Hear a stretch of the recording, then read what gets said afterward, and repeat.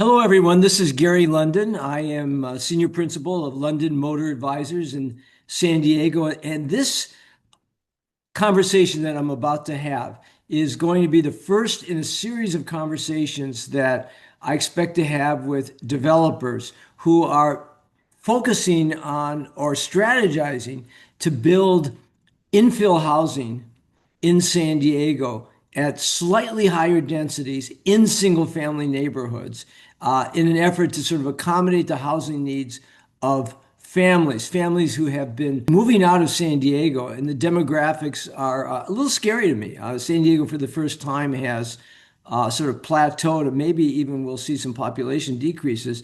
For the first time in my adult life, having lived here all of it. So I'm pleased to introduce Donovan Adesoro of BuildCasa, who is headquartered out of Oakland, but is building a very interesting project in San Diego. And Donovan, welcome to the video, and tell us a little bit about who you are and how you got started and what you're doing.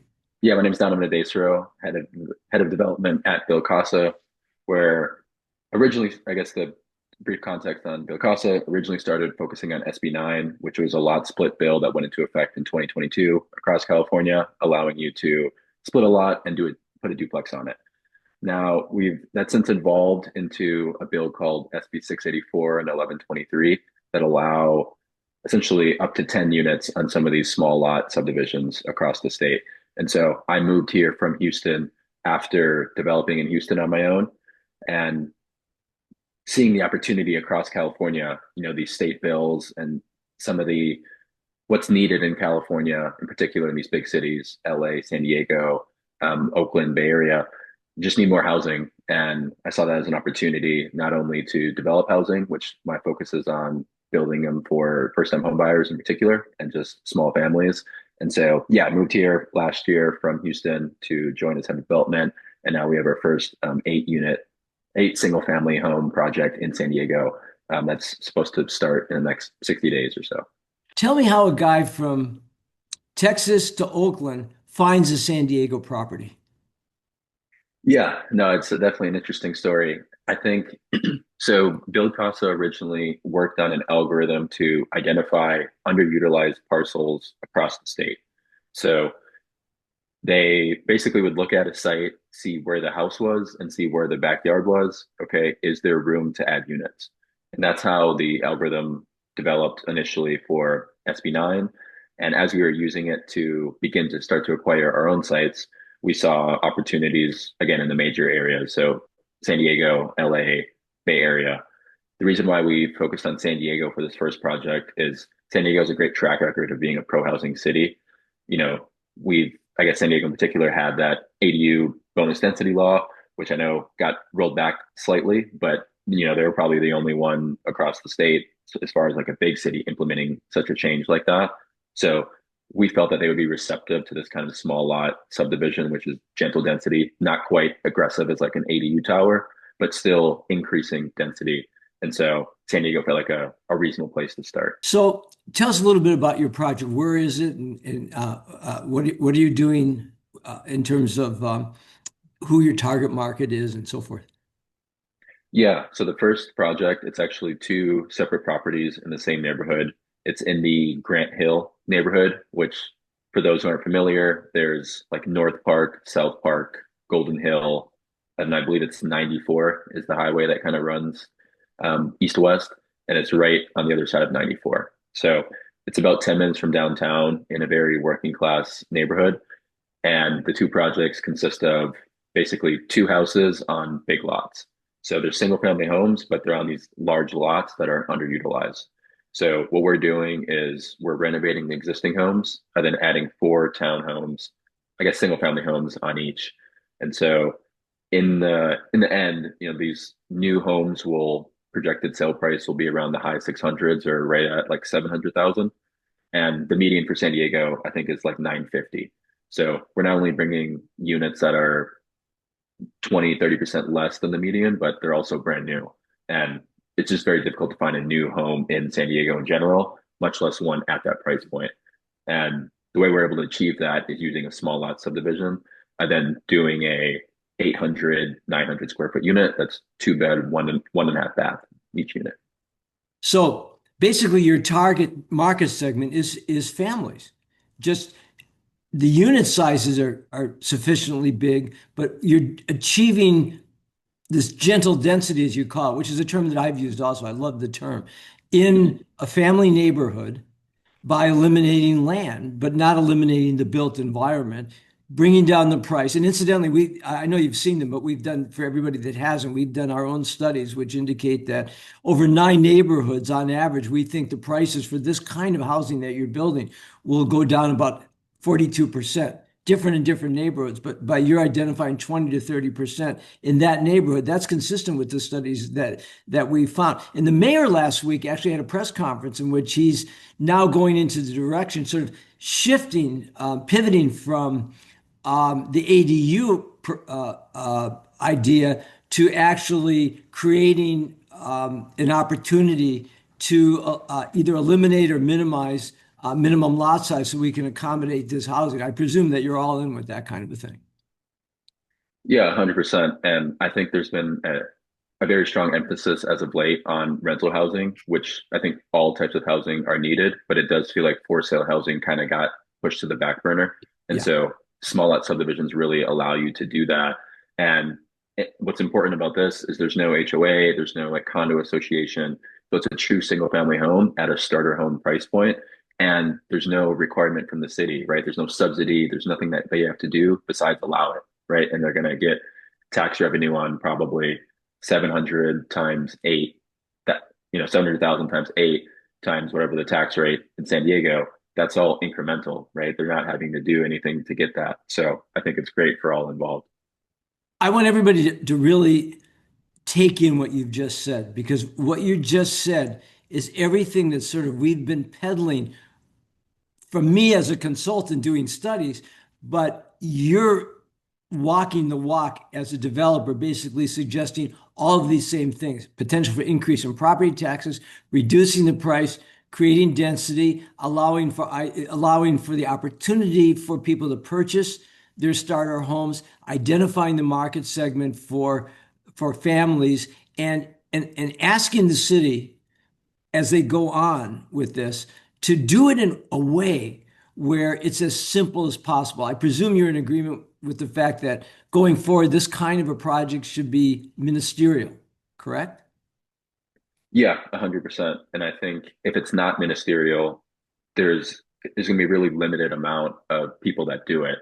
And the reason why is for private investors, which is what we have in this deal, to do market rate projects, there needs to be some certainty on what the timeline is.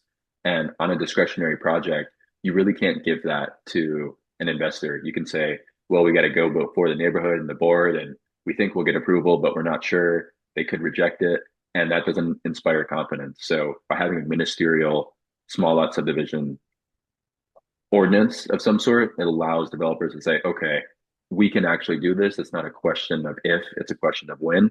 And that's going to allow more market rate development, which means less subsidy for the city and more incremental tax revenue for them and lower home prices for the new home buyers. I'm candidly concerned that as we go through the policy process over the next few months, and the mayor's targeted this summer for this, for whatever he's going to implement to go into effect, which is pretty good timing. I'm concerned, however, that policymakers will start to put what I keep calling hair on the deal. The one thing that concerns me the most is, will they want to add a below market rate unit requirement in the project? Can you speak to that at all? I don't know if you've thought about that. How would that impact the feasibility of the project, or even your ability to go forward with a project of this scale? Yeah, and I mentioned earlier when we looked at markets across the state to do this in, we're based in the Bay Area, so we looked actually around the Bay Area to do this. And one of the things that stopped us was that the BMR units that are required throughout the Bay Area, where it's maybe like 15% are required. And it just means you can't do the project because the margins are so thin as it is. And to give everyone kind of the high level numbers, if we're selling something for 700, we're probably all in for a little under, maybe in like the 600 range. And so if we're making 10, 15% profit on each one, and you have to talk about bringing a below market unit saying, oh, you have to sell one of those units at 500,000 instead of 700. That's the entire profit, right? Which means we can't do it. And the only way someone will be able to do it is with subsidy. And then that gets into that cycle of where the subsidy coming from. And that means you can only do a limited amount of projects because someone has to pay for it. So if the city really wants this to happen and increase tax revenue without any subsidy, then they would definitely not require any below market rate units or in lieu fees or any of that nature. Well, tell me about the flip side. What kind of incentives or opportunities do you think cities like the city of San Diego could offer to sort of incentivize you to do more and more of these kind of projects? Yeah, one good, I think, antidote to look at or ancillary um, city that was doing something similar is Santa Monica, actually. You wouldn't think of Santa Monica as being kind of aggressive towards small lot subdivisions, but they actually released a potential memo, I think a month or two ago, that said if someone's going to come in and do small lot subdivisions, you can actually go higher than what the minimum or the max height is. Let's say the max height is 2.5 stories. They're saying, okay, you can now go three if you're going to do a small lot subdivision, or you don't have to adhere to the front setbacks, meaning maybe you can push the units closer to the street, so you have more of a townhome style feel. So allowing the developers to get creative with the site plan in order to make the units work is going to be super critical in order to getting more developers to do this, and not just ones like us, but I think it's going to help small developers, right? That's how I got started. I was a small developer in Houston, raised money for my first deal because everything was ministerial. I could convince an investor to do it. So if we want to increase the amount of small developers like myself, allowing these ministerial buy right, flexible options to make the deals work. So instead of thinking of how can we stop the project, being able to work with developers, knowing that we're on the same team, we both want to create housing. How do we make that work together? 82% of the city of San Diego is zoned residential. Are there any particular neighborhoods or kinds of neighborhoods that you would target over another, or is this kind of model that you've created workable in most neighborhoods? I think it's workable in most neighborhoods for sure. There will be a bit of a transition from for rent to for sale.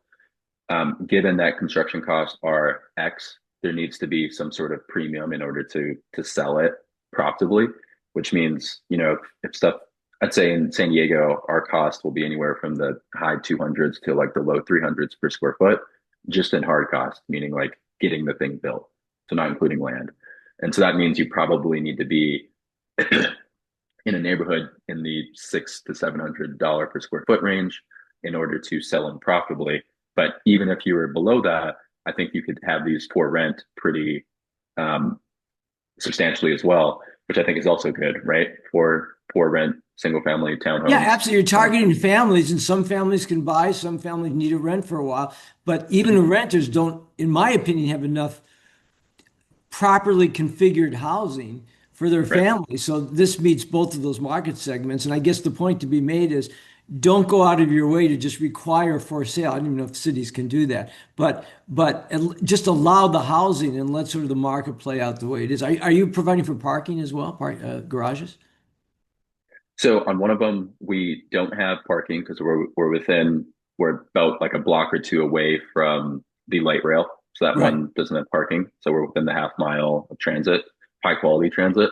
The other one is a little bit outside the half mile. So we're providing one parking space per unit that is just open. So it's just like it's 4 parking spaces, but it's not a garage.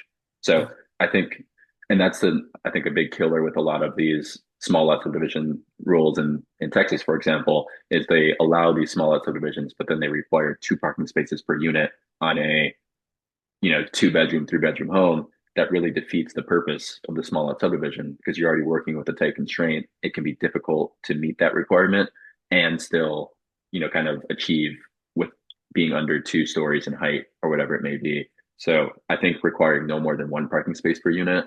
And it's also interesting to me that you're building them as single family homes without HOAs.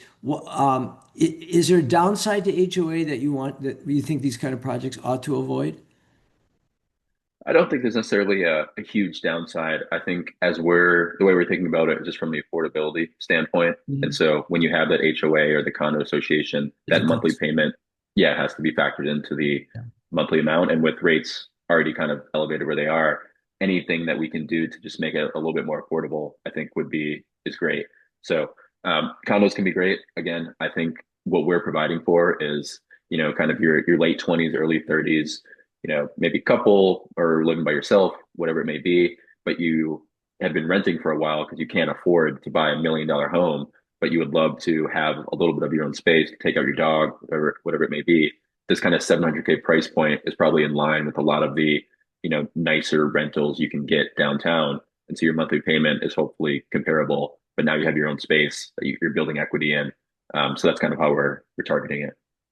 Have you thought about the insurance? Are there any kind of insurance upsides to building them as single family homes versus condos, or is insurance factoring into your decision making at all? Yeah, I think what's factored in is I think with condos and a lot of anything where there's a cooperative or some kind of shared ownership, insurance can be a little bit difficult. And because we're building traditional single family homes, it'll probably be the lowest insurance you can get just by nature of it being the simplest form. The other piece of it that's important, and this is more of a broader California issue, is that when as a developer or builder, when you build condos, there's something called condo defect liability.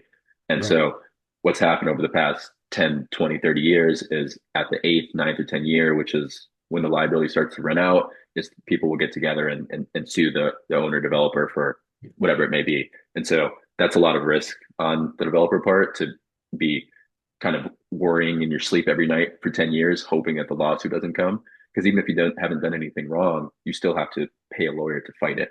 Right. The Yeah. one thing that we didn't talk about, which I want to highlight here, is you're doing these as not site constructed, but site delivered materials. In other words, you're doing a form of modular housing for this project, aren't you?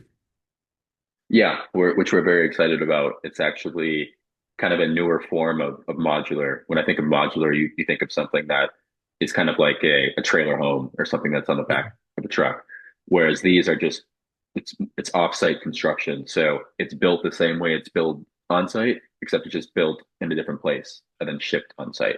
And so what that means is it's passing all the same inspections, all the same regulatory requirements that a single family home has, and then it's just shipped and installed on site.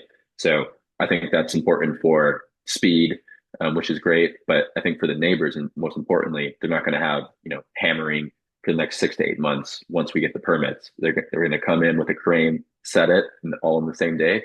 And then pretty much after that, it will be walkable to view.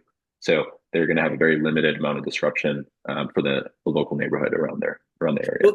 Will I notice the difference when between it as a site delivered versus a site built house? Will I notice it when I look at the home in terms of No, quality, construction, or type of construction? yeah, no, like I mentioned, it's built the exact same way and it'll be finished the same way. So it's going to be shipped on site with just, traditional framing, everything else, but then we're going to finish it with stucco when it gets there. So that means, again, just like you stucco any other home that's on site, you wouldn't be able to tell, which is the best part about it. So you mentioned that it minimizes neighborhood disruption, which I think is a great thing. But there's Mhm. also another upside, isn't it? Basically, you're compressing the time frame, which should play out in terms of your ability to save some costs of capital and both debt and equity. I assume it does that as well.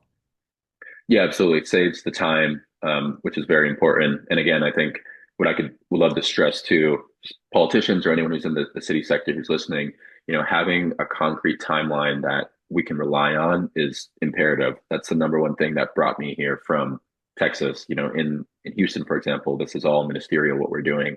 And now that once these projects become ministerial, by right, there'll be a lot more investment and more trust to be able to do these projects. So yeah, saving the timeline and then having just what the timeline is, more importantly, is necessary as well. You as a developer, what would your preference be, or what would your advice to the city be in that regard?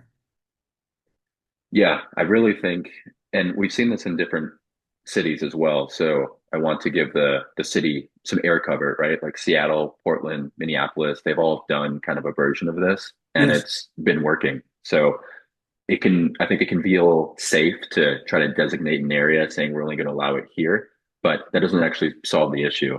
What solves the issue is, again, allowing kind of the market to dictate where it works best. And by implementing some sort of citywide, either no park or no minimum lot size, which again doesn't mean people are going to build like 2 square foot units, right? Developers still need to be able to sell something that's marketable. So you'll still get your probably ideal dimensions that you're looking for. The developers just won't have as many constraints. So I think it can be easy to think, oh, well, if we eliminate them, we're allowing for all these weird configurations that may happen. And I think people need to remember at the end of the day, these units still need to be sold or rented. So if there's some weird or oddball shaped thing, developers just aren't going to build them. They're going to build now maybe narrower units. Maybe it's 14 to 16 square or 14 to 16 feet wide, which is what our units are. But that's a typical row home. If you go to Brooklyn or Philadelphia, they get down even smaller than that, and they're doing just Yeah. fine. We're not being pioneers in San Diego. There are other cities that are doing it. Obviously, the old eastern cities have been doing it for years, creating this kind of density for families versus high apartment, vertical condo and apartment projects. But also West Coast cities. We've seen this being done in other places in the West. So we're sort of have the opportunity to borrow from these other cities and see what works and what doesn't work, with the ultimate goal to just to better utilize our land, better utilize our neighborhoods, and revitalize our neighborhoods without creating a huge amount of disruption. In fact, bringing back the very people, families who were the original reason that these neighborhoods were built in the first place. Again, this is Donovan Adesoro from BuildCasa up in Oakland, came to San Diego to uh, play out his vision of how we can create gentle, high density family housing in one neighborhood. Hopefully, we'll see him around doing other stuff. It was a pleasure to have this discussion with you, Donovan. Thanks for doing it. Thank you, Gary.